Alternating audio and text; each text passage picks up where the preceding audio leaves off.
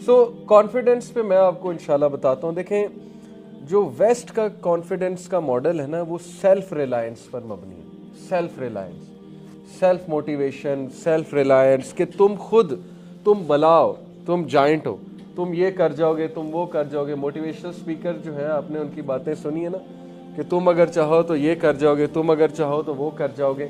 یہ باتیں سننے میں تو بہت اچھی لگتی ہیں, اور یس انسان میں بہت زیادہ پوٹینشیل ہے, اس میں کوئی ڈاؤٹ نہیں ہے, اللہ نے اس کا انکار نہیں کیا.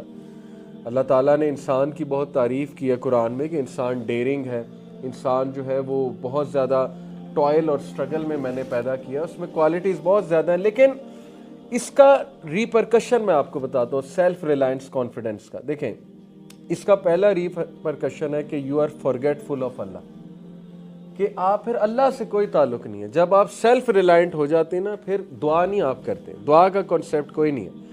پھر کانفیڈنس پہ بندہ جب بڑھتا جاتا ہے تو دعا کہاں گئی, پھر تو بندہ کہتا ہے میں سب کچھ ہوں, میں بہت بڑی بلا ہوں, میں یہ بھی کر لوں گا, میں وہ بھی کر لوں گا, میں تو اپنے کمپٹیٹرز کو کھا جاؤں گا.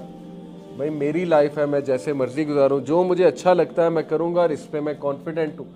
ایسی باتیں ینگسٹرز کی سننے کو ملتی ہیں. اللہ مسنگ ہے ایکویشن سے, اور اللہ مسنگ اس لیے کیونکہ ظاہر ہے سورہ میں آپ کو حشر کی آیت سناتا ہوں, وَلَا تَكُونُوا كَالَّذِينَ نَسُوا اللَّهَ فَأَنسَاهُمْ أَنفُسَهُمْ أُولَٰئِكَ هُمُ الْفَاسِقُونَ. مجھ سے ابھی ونڈز آف چینج میں ہی ایک ینگسٹر نے سوال پوچھا بڑا اچھا, خودی پہ اس نے بہت پڑھا ہوا تھا. ینگسٹر نے خودی کا کنسیپٹ بہت پڑھا تھا, علامہ اقبال کا خودی کا. تو اس نے مجھے کہا علی بھائی خودی پہ آپ کا کیا ویو ہے. میں نے اس سے پوچھا, میں نے کہا آپ کا کیا ویو ہے. اس نے مجھے تھوڑا بہت بتایا, جو کہ ٹھیک بتایا اس نے, کہ خود ہی یہ ہے کہ آپ اپنا انر پوٹینشیل جان لو, اپنی انر کوالٹیز جان لو, اور اس کے بعد جو ہے وہ آپ جب اپنے آپ کو پہچان لو گے تو آپ بری ہو جاؤ گے, انڈیپینڈنٹ ہو جاؤ گے, یہ وہ. تو میں نے کہا اصل میں جو ویسٹ کی طرف سے, ویسٹرن فلاسفرز کی طرف سے خودی کا کنسیپٹ آ رہا ہے نا وہ یہ ہے کہ اپنے آپ کو پہچانو. قرآن جو ہے وہ کیا کہہ رہا ہے کہ کیا تو نے دیکھا اس شخص کو, وَلَا تَكُونُوا كَالَّذِينَ نَسُوا اللَّهَ فَأَنسَاهُمْ أَنفُسَهُمْ, کیا تو نے اس شخص کو دیکھا جو اللہ کو بھلا گیا تو اللہ نے اسے اس کا آپ بھلا دیا. اور یہی لوگ فاسق ہیں, یعنی ڈس اوبیڈینٹ ہیں, سنرز ہیں, یہ لوگ ٹریک سے ہٹے ہوئے ہیں.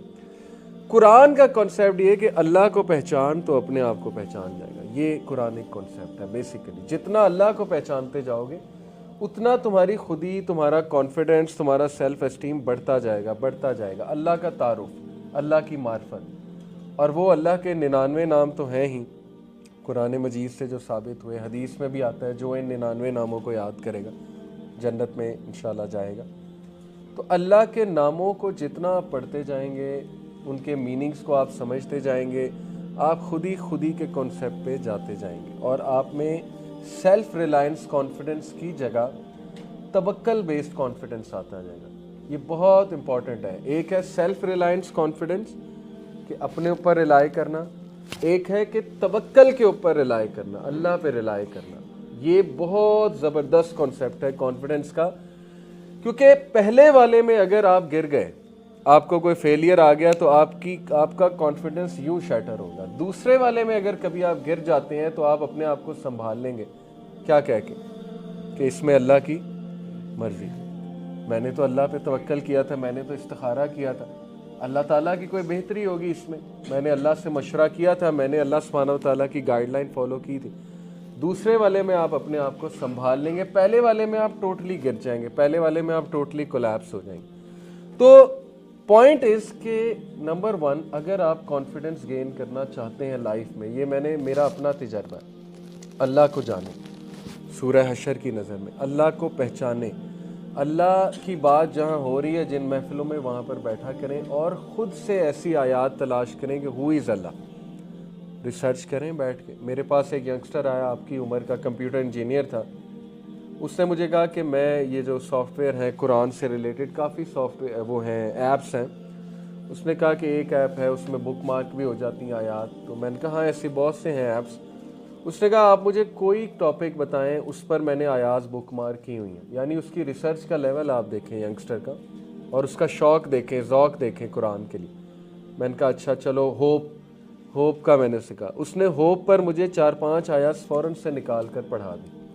پھر میں نے اسے کہا اچھا چلو پازیٹیوٹی پہ بات کرو تو پازیٹیوٹی پہ نکال کر دکھا دیں. اسی طرح جنت کے اوپر جنت پہ آیات نکال کے دکھا دیں.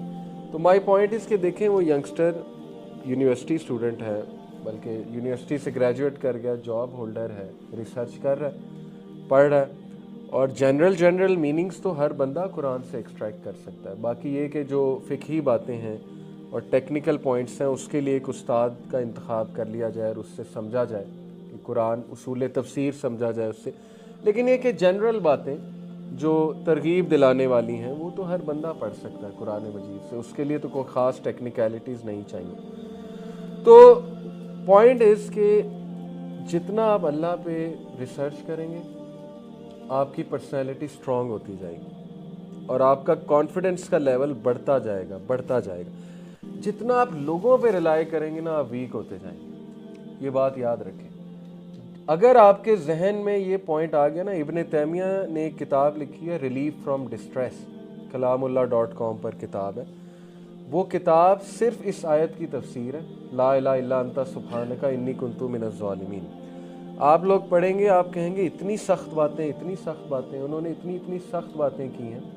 مثال کے طور پہ انہوں نے ایک بات کی ہے کہ جو بندہ یہ کہتا ہے نا کہ یہ فلانا بندہ میری مدد کر سکتا ہے, تو دیٹ از پارٹ آف شرک. وہ والا شرک تو نہیں ہے کفر والا, لیکن it is part of that concept کہ وہ بندہ غلطی کر رہا ہے, غلطی کھا رہا ہے کہ فلانا بندہ. جس بندے کی امید انسان سے لگی ہوئی نا کہ یہ کر دے گا, مسئلہ میرا, اس کو کانٹیکٹ کرو, یہ کر دے گا. ایک ہے کہ مشاورت کے لیے, اس میں کوئی حرج نہیں ہے, میں بھی کرتا ہوں.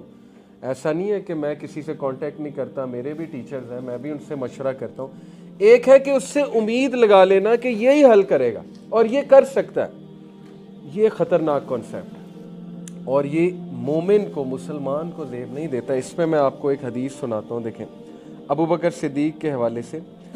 Abu Bakr the truthful, may Allah be pleased with him, might drop the rein from his hand, so he would strike the leg of his camel to make it kneel and he would pick it up. They said to him, why did you not order us to take care of it? ابو بکر صدیق ہر کام نہ خود کرنا پسند کرتے ہیں. تو کچھ نے شکایت کی کہ آپ ہر کام خود کر رہے ہیں, یہ چھوٹا سا کام ہے کیمل کا وہ اٹھانا, تو آپ ہمیں آرڈر کر دیا کریں. تو he said, my beloved messenger صلی اللہ علیہ وسلم commanded me not to ask people for anything. مسند احمد کی حدیث ہے, صحیح اس کو درجہ ملا ہے. انہوں نے کہا کہ میرے نبی نے مجھے حکم دیا ہے کہ کسی سے کچھ نہ مانگو. اب یہ ہائیسٹ لیول آف توکل ہے, ٹھیک ہے.